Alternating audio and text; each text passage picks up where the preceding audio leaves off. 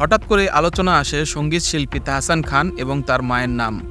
ঘটনা নিয়ে সামাজিক যোগাযোগ মাধ্যমে এবং বিভিন্ন মিডিয়াতে আলোচনা হয় দিনভর। তাহসানের মা সাবেক PSC chairman doctor Zinatun Nesar ক্ষমতার অপব্যবহার করে বিসিএসের তাহসানের প্রথম হয়েছে এমন দাবি করা হয়। অবশেষে বিষয়টি নিয়ে একটি বেসরকারি টেলিভিশনের সঙ্গে কথা বলেছে তাহসান। তাহসান খান বলেন, পুরো বিষয়টি ভুয়া, আমি কখনোই বিসিএসে বসিনি, সুতরাং ২৪তম বিসিএসে পররাষ্ট্র ক্যাডারে প্রথম হওয়া তো প্রশ্নই আসে না।